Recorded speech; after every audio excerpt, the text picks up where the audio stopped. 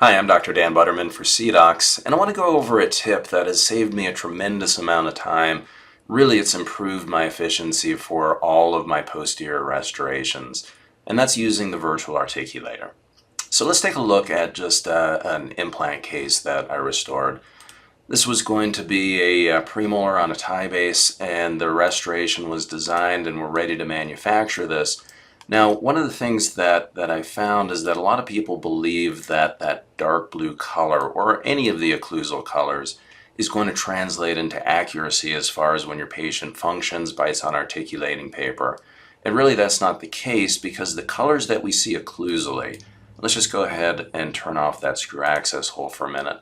The colors that we see occlusally are simply a distance measurement. This is just a ruler measurement to the antagonist tooth in a static relationship. In order to understand if there is going to be parafunction, which is critical on all posterior teeth, but especially on implant restorations, it's critical that we take a look at dynamic occlusion. And as we can see on this patient, we've got wear facets in multiple areas, and really we need to figure out where that's going to be with this crown as well. So the way you activate it is by going to Administration, and I'm going to turn on the articulator on the lower left corner. Now once I do that, it's not activated until I check this box. My preference is not to use it for the initial proposal because I believe that gives a proposal that is going to be in hypoocclusion. So if we move back to the design phase now,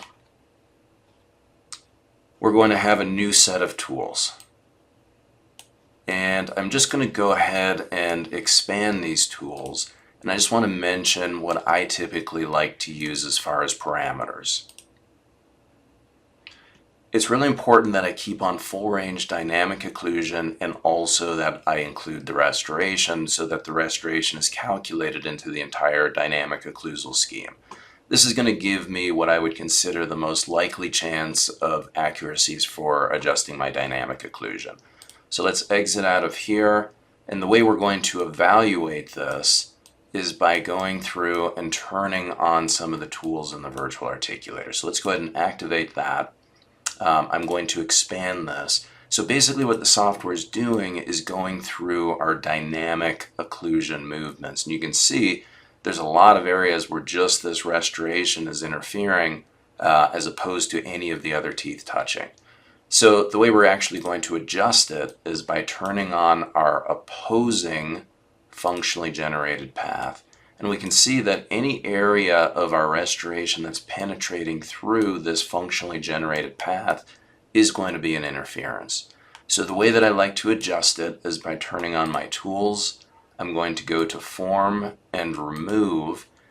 This functionally generated path is going to act as a block, meaning if I try and use that Remove tool with that path in place, it does nothing.